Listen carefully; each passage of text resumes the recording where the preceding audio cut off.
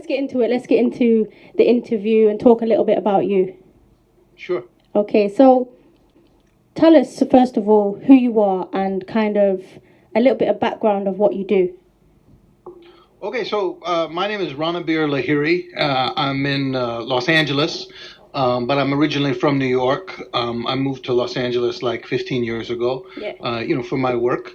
And I'm a sitar player. This instrument here, I'm a sitar player. And, I was born in New York, but my parents immigrated from India from before I was born. And I grew up in the 70s in America, and the collective wisdom at that time was not to bring your culture with you, but to assimilate as much as possible. So I grew up trying to be as American as possible. That's what my parents thought was the best thing for us. I didn't learn to speak the language, and we didn't eat a whole lot of the food. We didn't retain a lot of the culture. But I think I got to be like a teenager, and I started getting more curious about, where my roots were from. So, I got hooked in through the music. I started listening to Indian classical music, and it just spoke to me. It felt like, oh my God, this is who I am. It felt like it was in my blood. So I started, I got an old sitar and, did my best to kind of put some strings on it and try and, imitate what I heard. But it wasn't until I was in college, and I took a year off of college, and I decided to study seriously. So I went back to Calcutta, which is where my parents were from. Wow. And we had a few relatives there. And I spent a year in Calcutta learning with a guru, Indian classical music, formal Indian classical music. Yeah. And, during that year that I was there, the one thing that I learned better than anything was that I had come too late to ever really become like a great classical musician. Those great artists, they start when they're 3 years old, and that's all they do, and they practice 16 hours a day. And I was training to be an actor, and this was kind of like my side gig. Yeah. So they didn't take me very seriously. They were just like, whatever, we'll teach this Yankee, a little bit as long as he's here. Yeah. So I spent that year, and I went back, and I continued, my life, and I finished drama school, and I started working as an actor. But I always kept my instrument, kind of next to me. I'd go on tour, and I'd always keep it, and I'd always play it. And, over the years, as the years passed, I realized while I was never going to be in the classical tradition, that there was a way that I could use it, to find some sort of authentic voice, because I was finding that as an actor, even though I was American, and I sounded American and I felt American, when I would go in for auditions, they would want me to play an Indian. Oh. So I ended up doing a version of my dad, doing a version of an uncle, with the accent and the thing. And, that didn't feel authentic to me. It felt like I was putting on something, and I realized that as an actor, I wanted to be authentic. And, so when I started, about 10 years ago, I started, taking the sitar and doing something I never heard anybody do before, which was, kind of play American music, play Western music on it. I started playing like my first cover, I think, was like a Lady Gaga song, Wow. what I mean? And I played it out in public, and all of a sudden everybody stopped in their tracks, and they said they never knew it was possible to play, to play American music on the sitar. And I didn't even know, because the sitar is all built on a drone. There's no chord changes. Yeah. Like, I'll show you a little bit. So.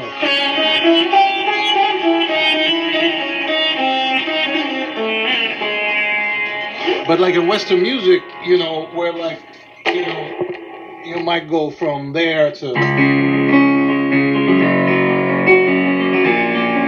you don't have those changes built in on the instrument. Yeah. So you can't articulate those changes.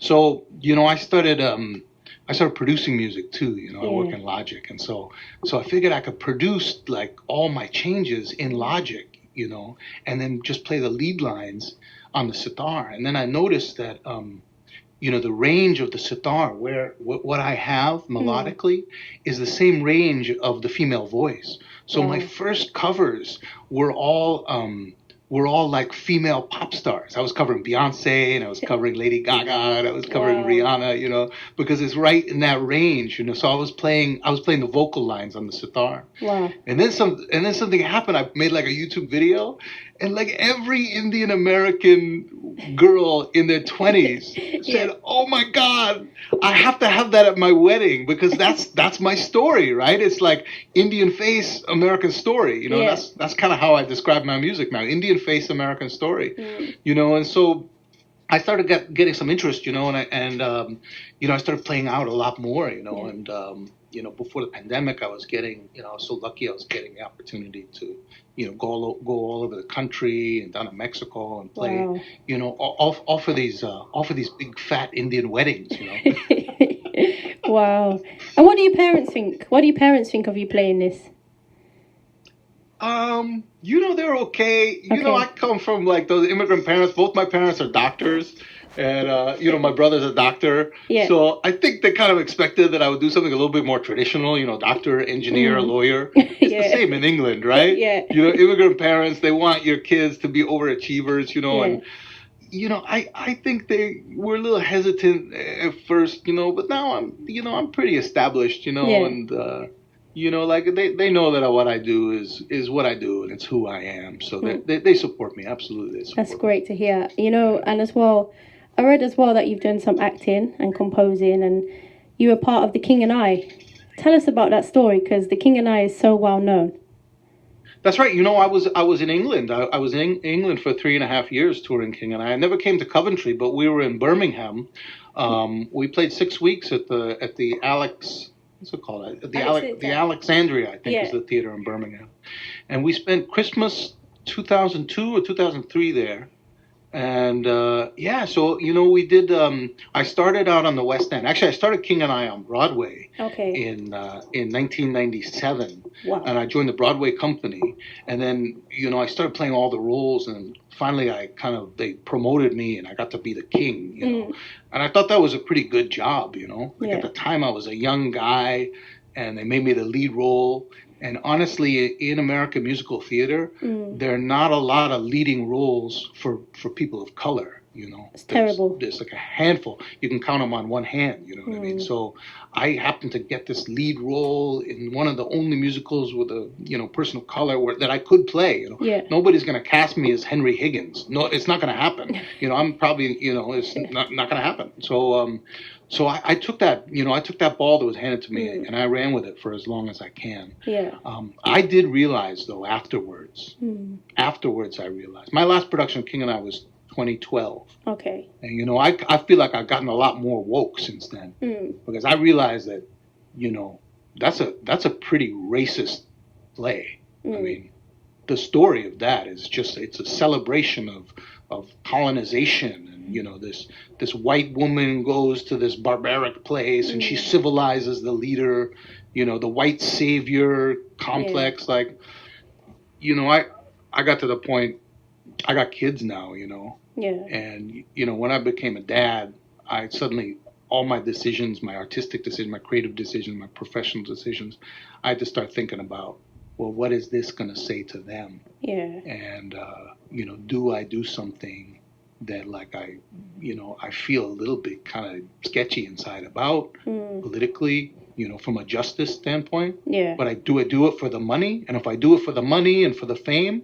what message am I sending those children? Yeah. And I realized, man, I'm too old for that bullshit, man. Yeah. Money comes, money goes. But can I sleep at night? I did a big movie in 98, 99, maybe 2001 or something. Yeah. I played the cab driver in Stuart Little, in the sequel, Stuart Little 2. Oh, did you? Wow.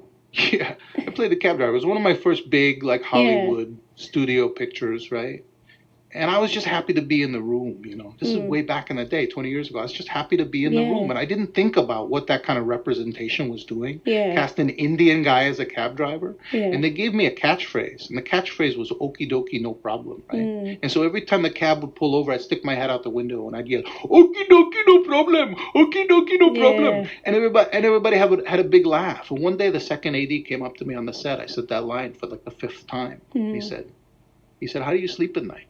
And I didn't realize till many years later that what I was doing, I was setting backwards the cause of representation, and I think it didn't really realize till my children. Yeah. I was like, well, if I'm blazing a trail that I'm expecting my children to follow me through, like which direction do I want to be going? Yeah. What do I want them to learn from when they look at their dad and their dad's work and stuff like that? So things changed a lot, But the sitar really, more than any of the work I've done as an actor, like I really feel like I'm finding my authentic voice. Yeah. And to try and kind of segue back, because I know your station is for like reggae music, Jamaican culture. I want to say I've always been drawn to Jamaican culture ever since I was a little kid. I think I first heard Bob Marley's Legend when I was like 8 years old. Wow. And I just played the record on repeat until I wore the grooves out. Yeah. And then that the one with.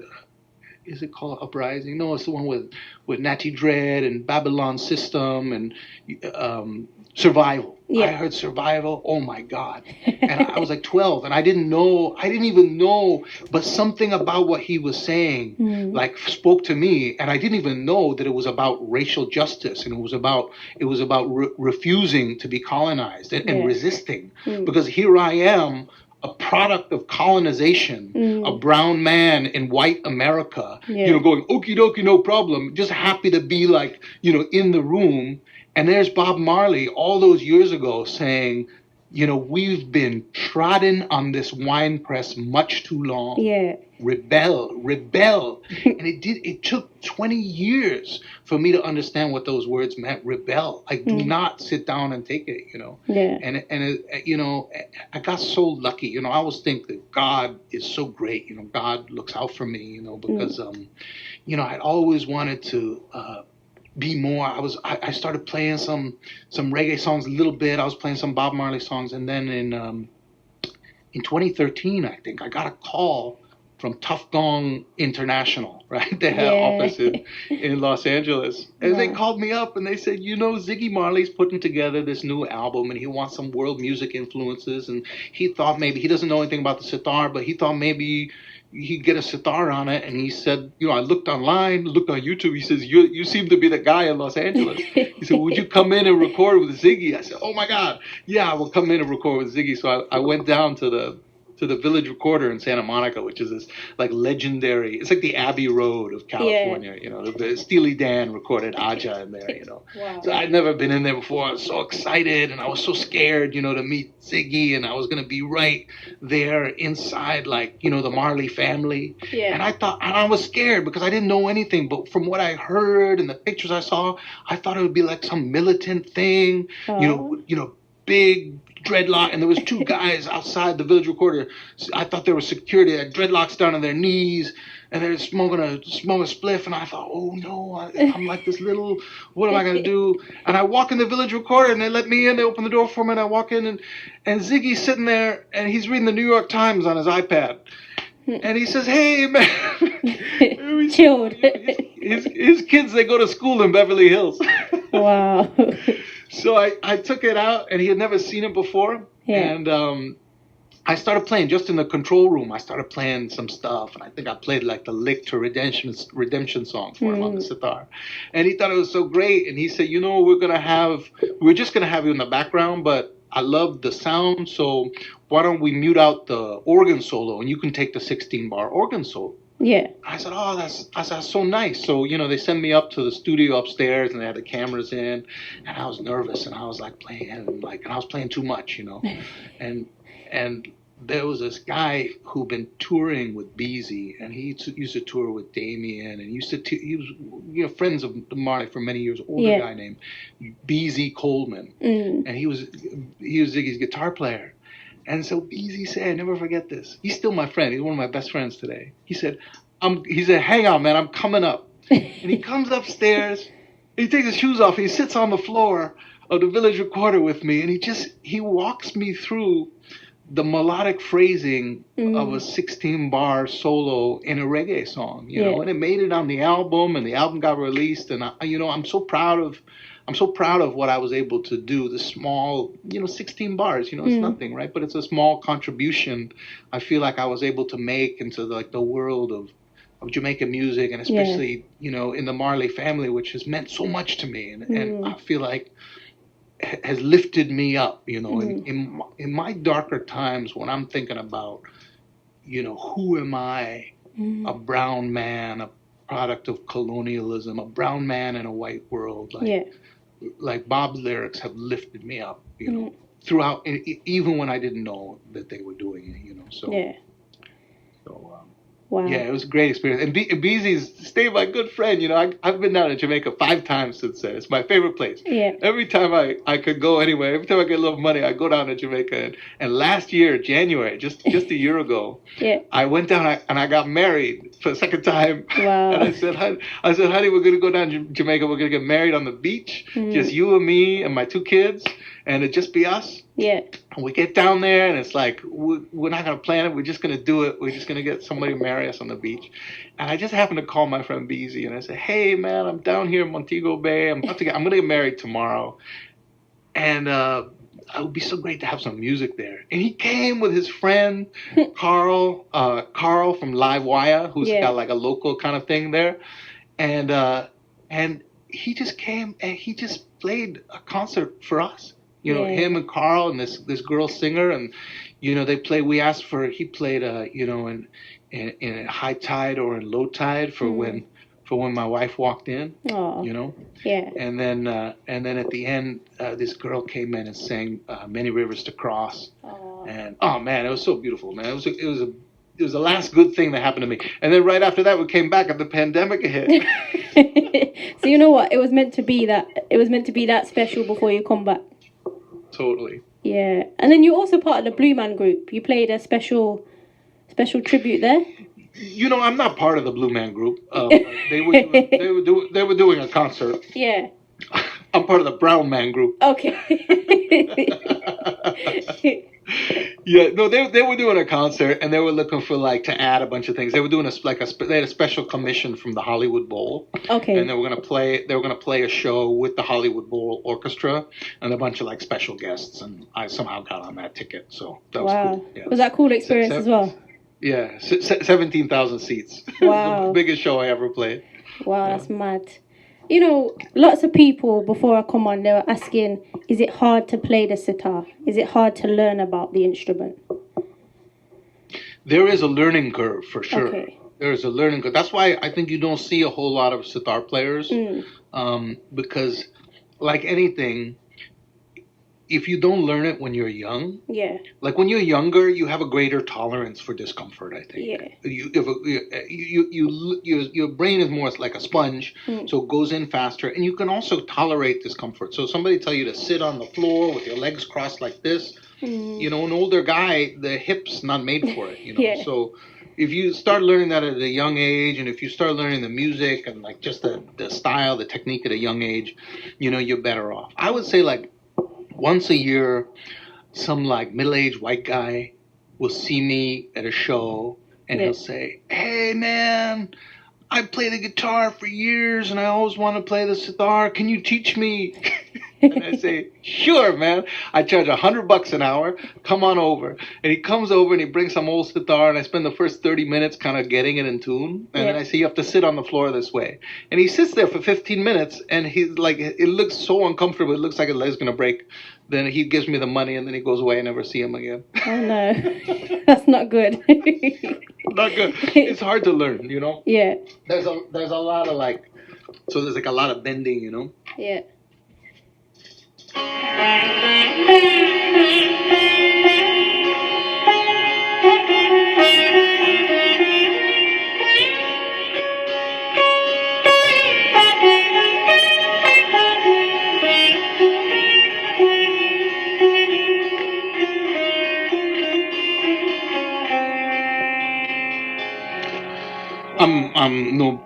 I'm by no means an expert sitar player, you know, but I do my own thing, you know. So Yeah, but it sounds amazing.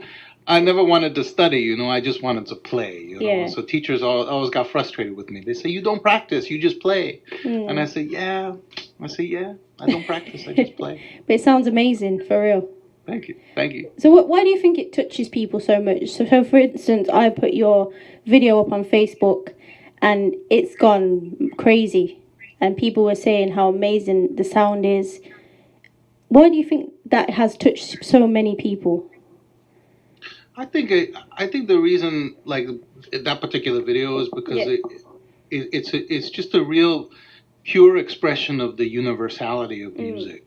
You know, that like Get Up, Stand Up is a song that everybody knows. Everybody knows, you know. And to hear it voiced on an instrument that a lot of people know, they just would never expect it to be sort of combined with this, you know, these two cultures coming together. Yeah. I think it's a real example of like how not only are we all the same, you know, and music is all the same, that it's one language, you know, we think we all have these different languages, different cultures, and different religions, but really, you know, we're all the same, you know, we're all one, you know, and I think that's it. I think it makes people, you know, in a world that's increasingly divided and dangerous and divisive, like that, you know, to bring the culturally to that's an example of how, like, you know, it's not, you know, we're not divided. We're not, you and me are not separate. You and me are the same. You know, we both, we want the same things, right? We want, it's easy, right? We want the same things. We want to have full belly. Yeah, definitely. You know, warm bed. Of course. You know, we want to have, you know, we want to be in love with a lovely person. You know, we want to watch our children grow up. Definitely. More than that, anything more than that, I don't know. How many cars do I need, right? I just know I need to get to point A to point B, you know. I don't need that much space. I don't need that much. I'm not so much into the bling. Yeah. But you know, I just so good. There's a universality there. You know? but justice and truth too, you know, because that's the thing, you know. Bob in that song is singing about justice, you know. Yeah. And you don't give up the fight, right? Definitely. Don't give up the fight. Yeah, of course. But you know, you play quite a few Bob Marley tunes. Can I play one? Can I play one for you now? Of course you can. I'm not going to stop you from playing a tune. I wanted to play this one, you know, because it's Martin Luther King Day here in the United States. Okay. And you know, it's a holiday today. We celebrate the birth of Martin Luther King. Yeah. You know, who was you know, American hero, you know, in terms of what he did for the civil rights movement for Black people in America. And you know, this is a song that honestly, you know, sometimes I get hired to go play, like, you know, and I go in there, and sometimes, you know, 3 songs into my set, I crank up my PA system and I play this song just to see if anybody listening. Yeah. Why not? And I'm gonna play this for you now. Go for it.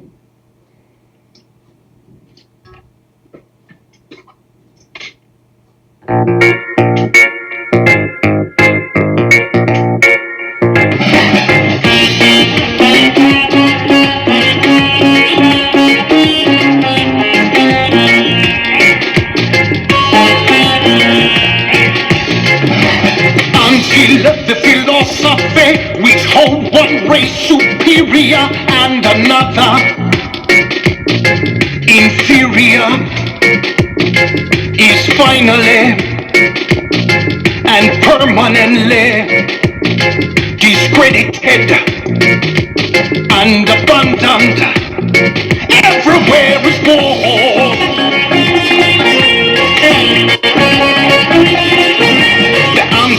They're no longer first class and second class citizens of any nation. Until the color of a man's skin is of no more significance than the color of his eye. Me say war. Until the basic human rights are equally guaranteed to all without regard to race. It's a war.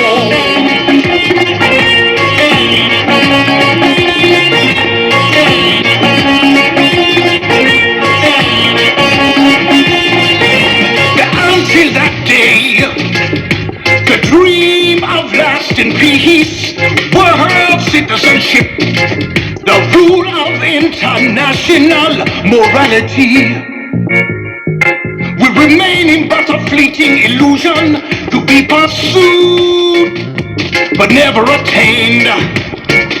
Everywhere is war.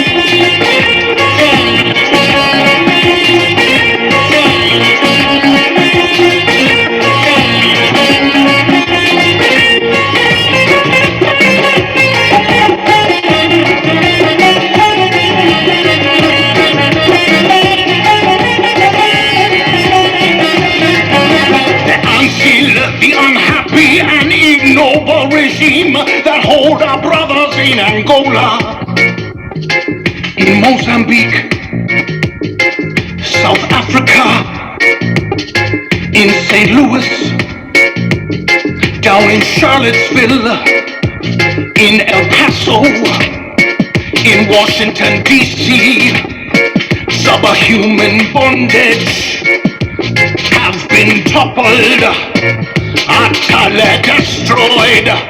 Everywhere is war.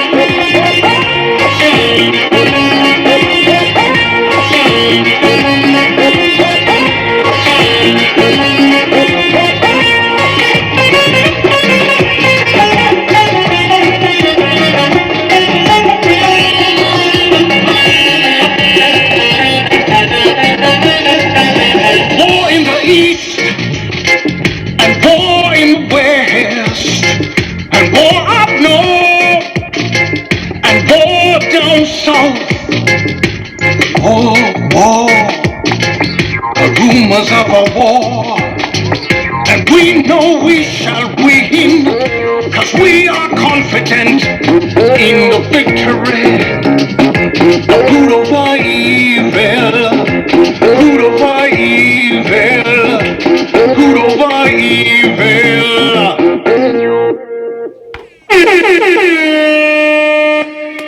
That is mad. Yes. That is mad. Wow. Yeah, as you can tell, I was rocking all the way through that. That was bad. I didn't even know you could sing, man, and you just bust it out like that. Yeah. Wow, for real. That is, Voice, I guess. I guess I found my voice. that's crazy, but so amazing. Like, I don't know how you do it, but that is just wicked. Because, Well, I just, I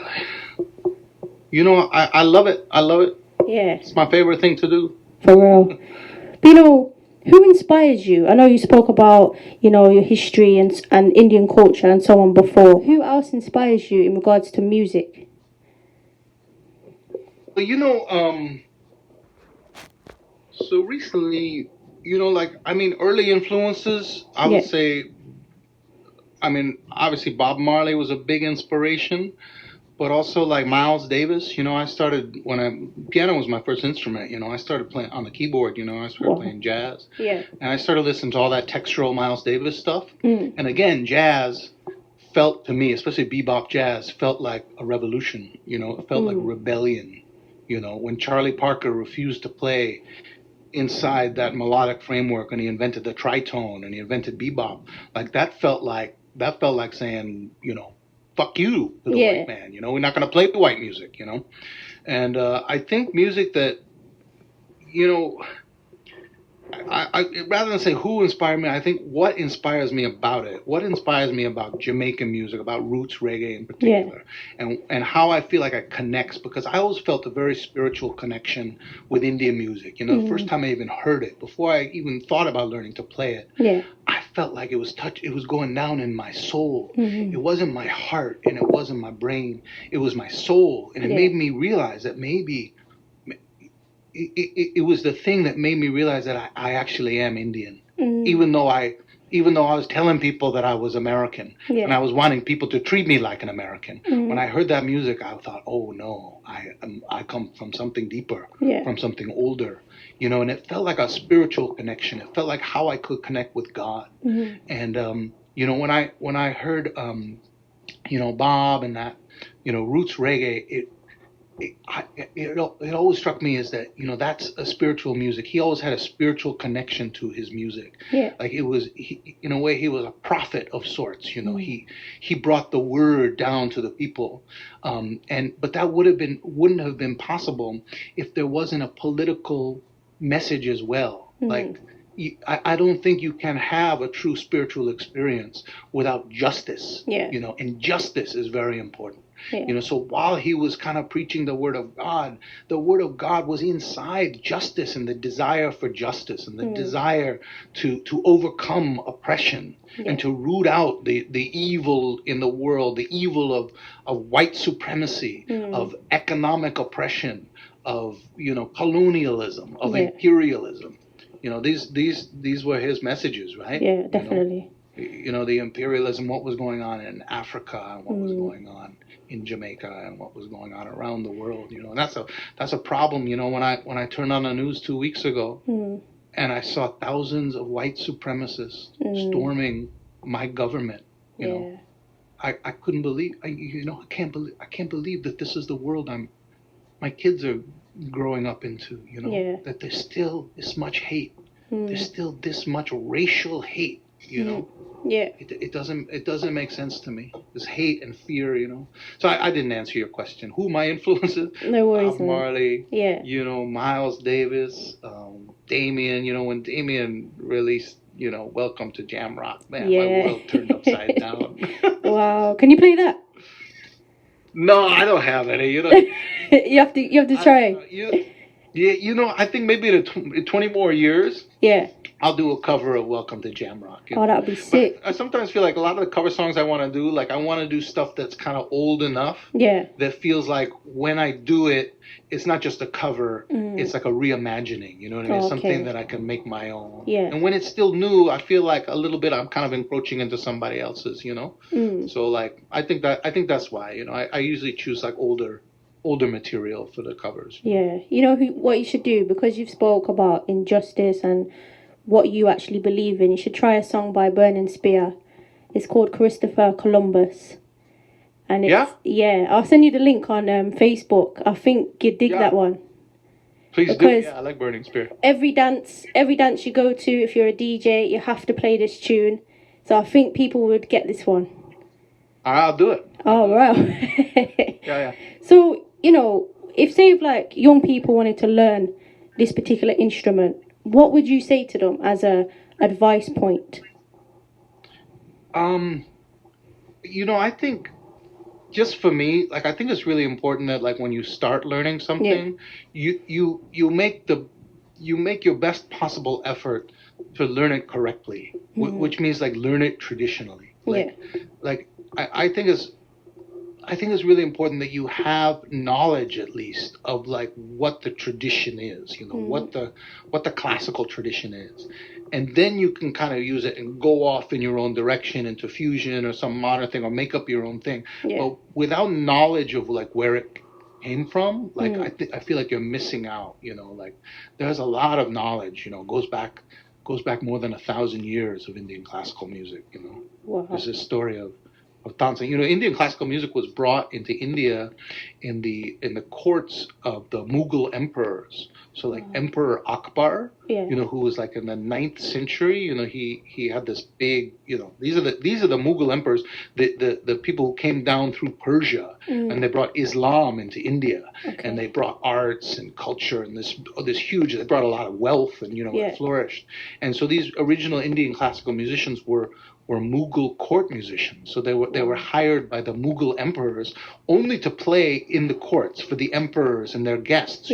So there's all these images, these paintings of them the emperors smoking hookah pipes and and the musicians sitting on the floor playing. But raga music was supposed to be so pure, ragas originally are supposed to, they're all correlated to a season or a time of day or a certain natural element, and there's this great story in Tansen, who was the first great Indian classical music master, He was Emperor Akbar's court musician, and he was there one day and Emperor Akbar asked Tansen to sing Rag Agni, which is the rag of fire. And Tansen began singing it so beautifully that the court caught on fire, that the curtains started to burn. And his wife, Tansen's wife, who was also a brilliant musician, came in and she started to sing Rag Meg. And Rag Meg is the rag for the monsoons. And she sang it so beautifully that it started to rain and put out the fire. Wow. Wow. It's amazing. One thing I do love is the history with any culture. I think it's so powerful. I was just talking to another artist who's from South Africa, and she was saying that sometimes she feels sad because we kind of throw away our elders, in particular in the UK, rather than getting all the knowledge from them. What's your thoughts about it? Yeah, I think it's really important. I mean, you don't have to agree Yeah. with the history because I think our history is checkered, Like there's a lot of history of oppression, a lot of history of racism. You don't have to agree with it, but it's good to know it. You must know it. Like I'm a big, again with my kids, I always stress education. You must learn. If you're going to overthrow anything, if you're going to make any change, you must learn first what it is you're coming from and what needs to be changed. Like what worked before and what didn't work before. It's important and it's also important to honor the people that came before you. Because honestly, I wasn't the first guy to take sitar and make fusion music with it. I mean, there was a guy 20 years older than me who was doing the same thing, and a guy 20 years older than him was doing the same thing. I mean, Ravi Shankar, everybody knows, great sitar player. He famously played with the Beatles, and he went to Monterey Pop and he sat down with Jimi Hendrix. And he played with, so that he was doing that before I was born, So it's important to know where you come from. Yeah, definitely.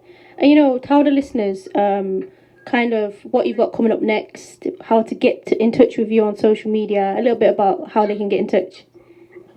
Yeah, for sure. I mean, I got like all the things. I got the Instagram account and I got a YouTube channel, and they're somewhat well followed. I got I got a handful of subscribers on both of those things. Yeah. And that's probably the best place to follow me around.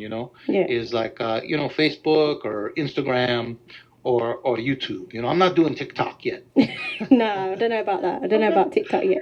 I'm not doing the TikTok, but Instagram, I got like page there, and you can always see. I always kind of post videos. I make new videos. When I got a new song in my repertoire, I used to make a video to go along with it. Yeah. So I post that on YouTube and I post that on Instagram, and I've been live streaming on Facebook. Since this pandemic happened and all my gigs got canceled, I started live streaming on Facebook, and that's interesting. Sometimes people join me and stuff like that. Beezy pops into my Facebook live stream sometimes, and it's nice because you can collaborate with people, all over the world. Like this today. Here we are collaborating. It's wicked. I've really enjoyed, first of all, just the connection, and then just how people really kind of looked at the video and really attached themselves to the video. I was getting lots of comments, and I was like, we need to find the artist. So I'm happy that somebody put the comment in to actually find you, which was amazing. Well, Kat, thanks so much. I mean, I feel like this is such a great opportunity for us to connect, and I'm so grateful that you like introduced me to your listeners. Anytime. I can't thank you enough. Oh wow, thank you. I appreciate that. And I've got a little challenge for you, because I always do this with every artist, to see if you can put my name, either in any song, or if you want to play something, just literally big up DJ Kat and then play a little something. DJ Kat. Yeah. All right. Let me give me. Can I think about this for one second? Of course. Let me think about this one second. You should have given me a little bit of notice. If you give notice on it, man, then it takes out the challenge. Yeah, it's not a challenge then, right? Caught me by surprise. You can do it, I'm sure. Let me see. I'm gonna wing it. I'm not gonna play this whole thing for you, but I'm gonna wing it. I don't even know where I'm gonna put it in yet. Okay. Let's see what happens.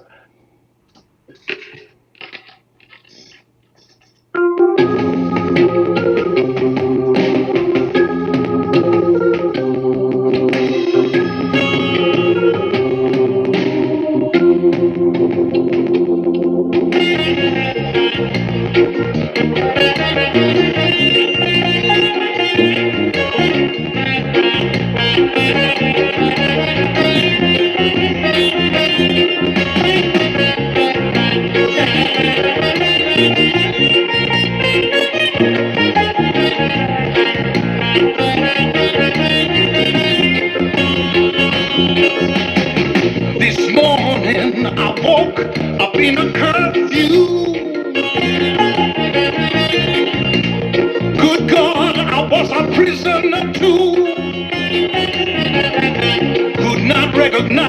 faces standing over me.